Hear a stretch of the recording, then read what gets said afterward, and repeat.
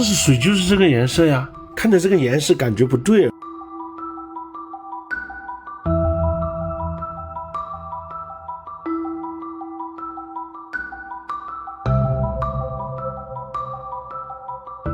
就是这个藻类的问题。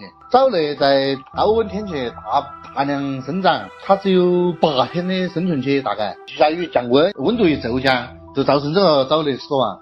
一死亡了，它就会慢慢的变色了，因为它死了之后，第一天可能是绿色，第二天就是这种深绿色，到最后最恼火的几天就变成深黑色。